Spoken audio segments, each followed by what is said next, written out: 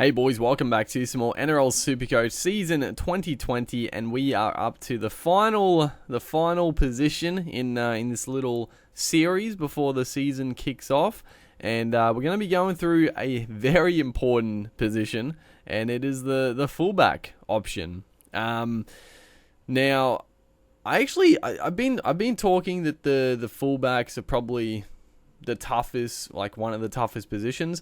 Going through this series, I actually feel like the fullback position is not as tough as other positions. Not saying that it obviously is tough, but I feel like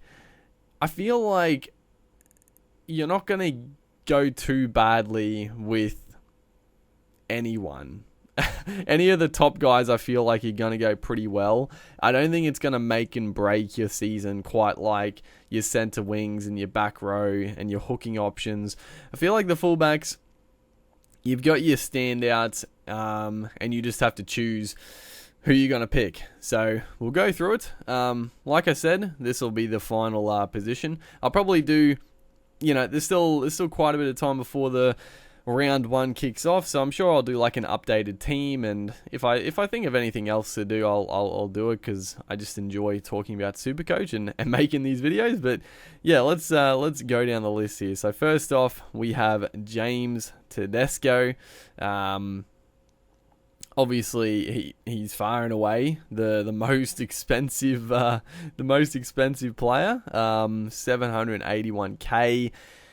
You know what you're going to get with Tedesco. I honestly don't think losing Latrell, losing Cooper Cronk is actually going to matter for Tedesco too much. If you go with Tedesco, he's a great bet. Let's be real. He's a good bet. I do think he is slightly overpriced for the start of the year.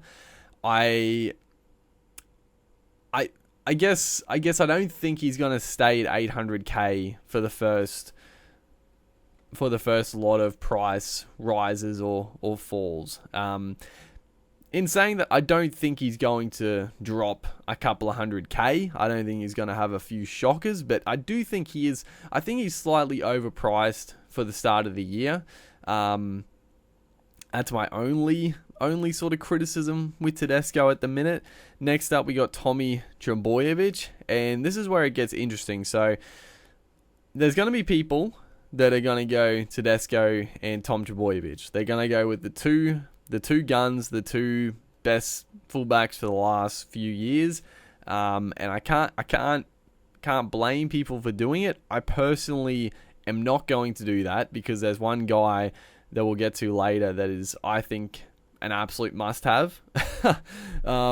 So for me, it's a decision of which other gun, and for me, honestly, it's out of Trbojevic or Tedesco, and I'm leaning towards Trbojevic. They're coming up against Melbourne. Apparently, he doesn't score well against Melbourne. But I mean, he's quite a bit cheaper. I think Trbojevic, at the end of the day, I think he's going to average as well as Tedesco. So I think saving that money early is not a terrible idea. And I think Trbojevic, he had a good season last year, but he was also out through injury quite a bit. So I think this year he's primed for a big one. I guess the only concern is, hopefully he is fully fit. You'd hate to see him go down in the first round. That's my only concern. I think Tedesco, I think he's probably a safer bet in that department. Trbojevic, he's just like last year, he just kept sort of picking up niggling injuries and then longer term injuries. So that's the only concern, but I am leaning towards Tommy Trbojevic. Roger Tuivasa-Sheck, number 3 here. Again, if you go Tuivasa-Sheck, don't get me wrong, I think he's a good pickup. He's a great player. I love him to death. But I just feel like you're missing a trick. I just don't see the point in going Tuivasa-Sheck over Trbojevic or Tedesco. He's going to average well. He's going to score well. But I just can't see him scoring better than Trbojevic or Tedesco for the season. So I just don't see the plus side of RTS. He just doesn't, or he hasn't scored better than these two guys. Latrell Mitchell next here. Again, I wouldn't go anywhere near Latrell Mitchell at fullback. I think Latrell Mitchell in the center wing is a really good pickup.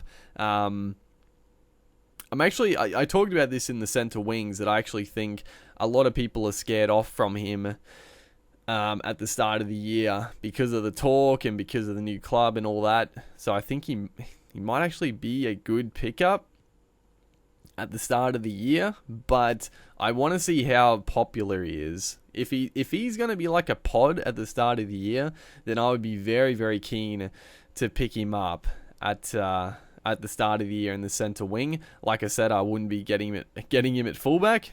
And that's the only thing I'll say. Anyone watching this, do not get Latrell Mitchell at fullback because best case scenario, he might be the best fullback in this list. He might score better than everyone here, but you're just taking away another option. You could have Latrell Mitchell in your team plus two more of the guns. So do not pick Latrell Mitchell at fullback.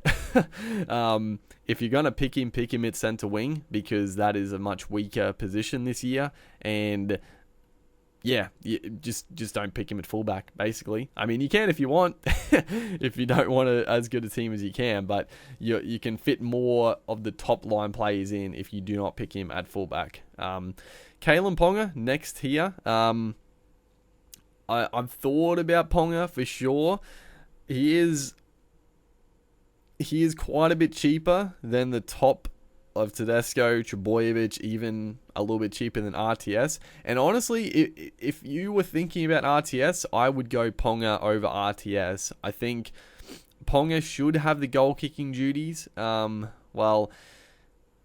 It's obviously a little bit up in the air because if Mason Lino gets picked in the team, Lino would be the goal kicker. But it seems like Kurt Mann is going to get the 5'8" spot, so Kalyn Ponga will do the goal kicking, which is obviously a bonus. And then Ponga's just a freak, dude. Ponga is one of these guys that gets far too much. He's a guy that gets talked up a lot by the media. And it brings out people that just hate him for it.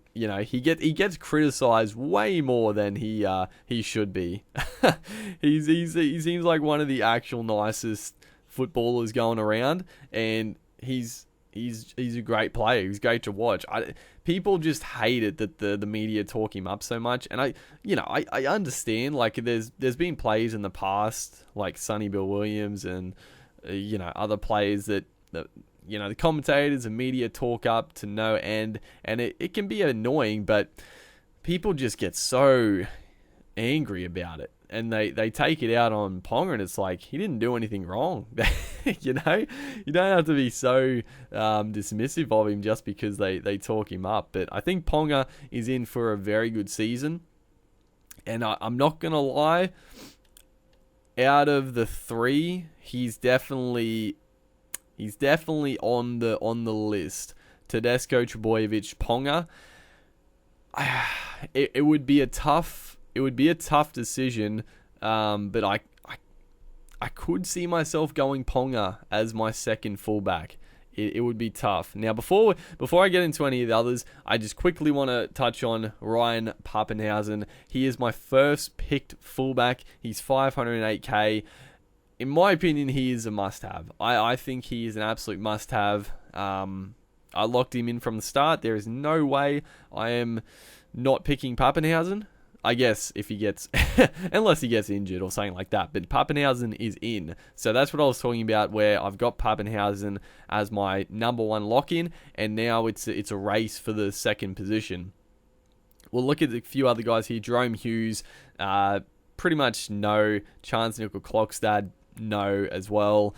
Clint Gutherson, no. I talked about this before, but Clint Gutherson was like one of my best picks last year. I picked him at the start of the year at fullback, and he absolutely killed it for me. He scored incredibly well. He was one of the big difference makers in me like jumping up the ranks early. He was huge, but I'm definitely not going Gutherson this year. And he doesn't have that centre wing duels as well. So yeah, definitely not going near Gutherson. Valentine Holmes, I mean, don't get me wrong. I mean, Holmes, before he left for the NFL, he was on a absolute run. I mean, I remember that season before he left. He finished the season averaging around 80. He was killing it at fullback for the Sharks, absolutely killing it.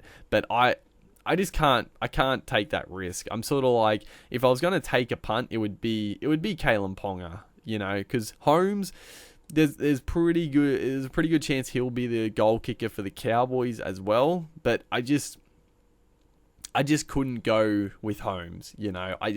There's uncertainty in the position for one. I know he's definitely the front runner for the fullback spot, but I mean, Scotty Drinkwater is an absolute gun. And I mean, if it's not gelling at 5'8" for Drinkwater and Valentine Holmes isn't playing that well, they could easily switch Holmes to the wing and put Drinkwater to fullback. So I wouldn't be 100% on him staying at fullback. I think he will start at fullback, and if he plays pretty well, I think he'll stay there. But I couldn't go near Holmes. And honestly, I'm going to talk about this for a second.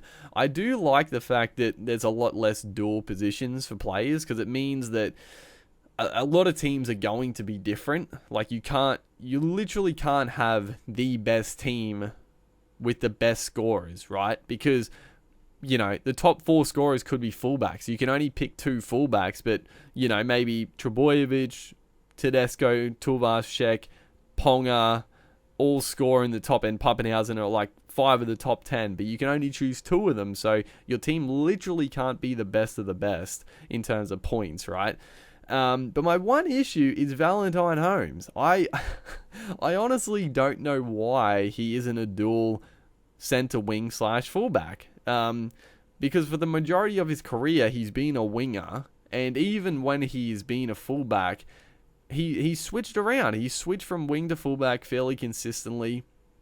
He's coming back to the NRL after a year away, and he's not guaranteed the fullback spot. Like I wouldn't be that surprised if he ends up playing on the wing at some stage, you know. So that's the one I'm a bit annoyed about, because I think Valentine Holmes would have been a really good punt as an expensive center wing pickup, but because he's just fullback, like I feel like no one is going to get Holmes. Like, you would be an absolute madman to pick up Holmes over one of these other guys. It could work out for you. He could be absolutely outstanding, but I feel like putting him as just as a fullback and not giving him that dual position, I think it's a bit of a muck up. Honestly, I don't like the decision. It sort of takes him out of the Supercoach, really. Yeah, I would have loved to have him in my team as a center winger. So yeah, a little bit of a side rant right there. I'm a bit surprised he wasn't dual positions. So yeah, that's that one. Going down the list here, like I said, Papenhuyzen is in.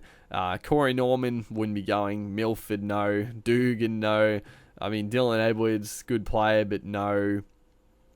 Then we go down even further. I mean, Moylan, Zarko, you would never get a fullback. You'd obviously, if you're going to get him in center wing. And then, you know, no one else really stands out here. The rest of the guys are sort of duals. So Brimson, he's a dual 5'8", and I think picking him up at 5'8", like I have at the moment, is a good pickup. Scotty Drinkwater, duals at 5'8". I personally, I wouldn't pick him up at 5'8" either, because I don't think he's going to score that well at 5'8", but interesting to keep an eye on. The way he there. Zach Lomax, another one that is a center wing that you can pick up. And then not too much else really. you're not going to get a cheapie in the fullback spot. So yeah, it's out of, for me, like I said, I'm 100% getting Ryan Papenhuyzen. He's a lock in. He's an absolute lock. So in my view, it's now a toss up between Ponga, Trbojevic, Tedesco, and that's going to be a tough decision to make. I would say the biggest gamble is Kalyn Ponga, and because all these guys, they're all going to play Origin, so there's not really anything there. The one upside for Ponga is that he kicks goals, but then Tedesco and Trbojevic they're probably just a bit more safe in terms of their base stats, because Ponga at times he doesn't carry it probably quite as much as Trbojevic and Tedesco. So yeah, it's a tough one, but that's my decision. But I'm keen, like I said, I'm keen to see what you guys think. Any hidden gems that you think might be a good pickup, or who are you going with? Who are you not going with? Let me know in the comments section. But yeah, that's going to be the wrap for this little mini series in the pre-season. Hopefully you guys have enjoyed it. Make sure to like and comment, and yeah, I'm sure I'll do a couple other videos in the lead up. So yeah, see you guys in the next one.